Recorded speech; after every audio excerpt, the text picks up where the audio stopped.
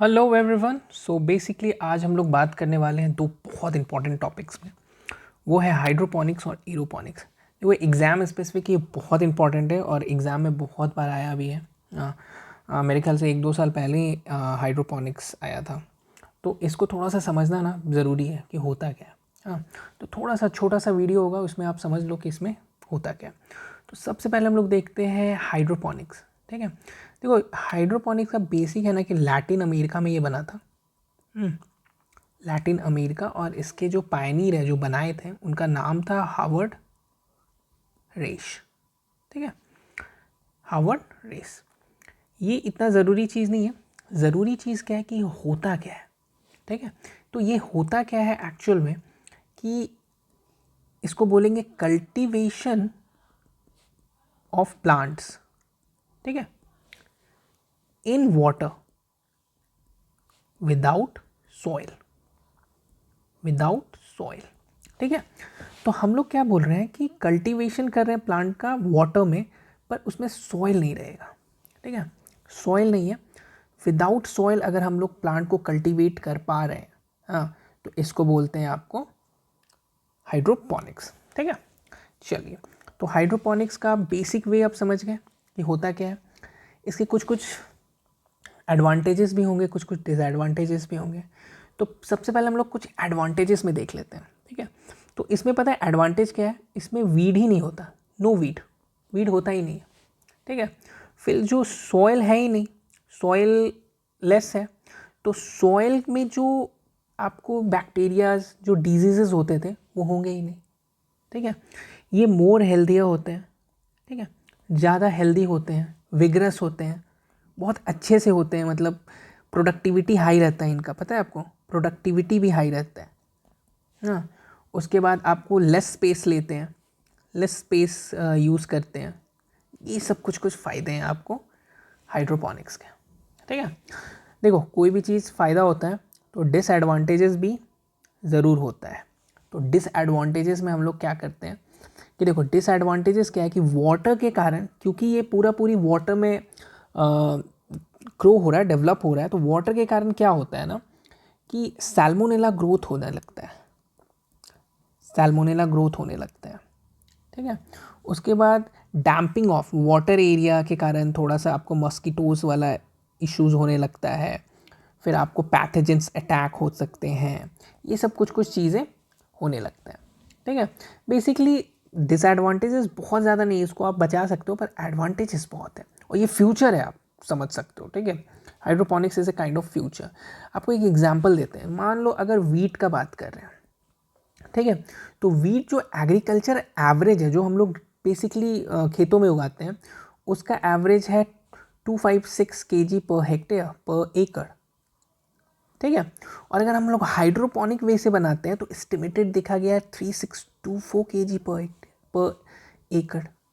समझ रहे हो आप डिफरेंसेस, देख रहे हो प्रोडक्शन कितना ज़्यादा बढ़ा दे रहा है आपको, पर एकड़ प्रोडक्शन कितना हाई कर दे रहा है। तो ये दिस इज़ द फ्यूचर। जैसे हमारा जो पॉपुलेशन है, पॉपुलेशन ग्रोथ होगा, तो पॉपुलेशन ग्रोथ को कैटर करने के लिए ये सब हाइड्रोपोनिक वे में यूज़ किया जाएगा। उससे प्लेसेस, स्पेसिंग भी लेस ले रहा है, स्पेस भी लेस ले रहा है, प्रोडक्शन जो है, प्रोडक्शन वो डैम हाई है। ठीक है, तो इन चीज़ों को समझिए, इट्स वेरी इंपॉर्टेंट।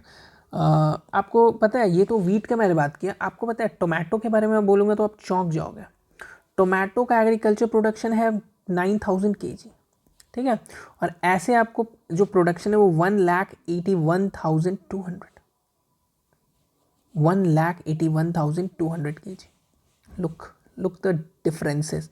ये जो है, ये आपको है नॉर्मल एग्रीकल्चरल एवरेज, और ये जो है ये आपको हाइड्रोपोनिक एवरेज। तो देखो डिफरेंसेस, देखो कितना ज़्यादा है। तो यही चीज़ हमको बताना चाह रहे थे कि इट्स वेरी इंपॉर्टेंट, और इसीलिए एग्जाम में आने के बहुत हद तक चांसेस रहते हैं। और बहुत सिंपल सा क्वेश्चन पूछेगा, मे बी आपको एडवांटेज डिसएडवांटेज उसको पूरे लाइन में लिख के आपको पूछ देगा कि हाइड्रोपोनिक्स है या एरोपोनिक्स है या कुछ है, ऐसे कर करके आपको पूछ सकता है। अब हम लोग बात करते हैं एरोपोनिक्स के बारे में। ठीक है, एरोपोनिक्स क्या है, पहले इसको विस्तार से समझते हैं। एरोपोनिक्स है क्या, ठीक है। तो एरोपोनिक्स इज अ सिस्टम, ठीक है, इज अ सिस्टम वेयर, जहाँ पे रूट्स आर कॉन्टिन्यूअसली और discontinuously kept in an environment saturated with fine drops of nutrients solution, ठीक है। तो यहाँ क्या करते हैं ना कि रूट्स जो रहते हैं ना उसको कंटिन्यूअसली, मतलब ऐसा नहीं कि हमेशा रख रहे हैं, ठीक है, कंटिन्यूअस डिसकंटिन्यूअस वे में हम लोग एक saturated fine drops of nutrient solution में रखते हैं, ठीक है। तो ये न्यूट्रिएंट सॉल्यूशन क्या है, इधर देखो ये मिस्ट भी हो सकता है, एरोसॉल भी बोल सकते हैं इसको, ठीक है। तो मिस्ट और एरोसॉल इस ऐसे वाले सैचुरेटेड इन्वायरमेंट में रखते हैं और उसको कंटिन्यूअस डिसकंटिन्यूअस करते रहते हैं एज पर रिक्वायरमेंट, ठीक है। और ये जो एरोपोनिक्स है ये बेसिकली आपको इसमें ना कि हमेशा आप इसमें वाटर में रखते हैं, ठीक है, ये हमेशा वाटर में नहीं रहता है, कंटिन्यूअस और डिसकंटिन्यूअस वे में रहता है, ठीक है। और वो जो सल्यूशन है वो एरोसॉल भी हो सकता है और ये मिस्ट वे में भी हो सकता है, ठीक है। तो इस वे को एरोपोनिक्स बोलते हैं, इस चीज़ को। इसके बारे में हम लोग थोड़ा सा और देख लेंगे एरोपोनिक्स के बारे में, ठीक है।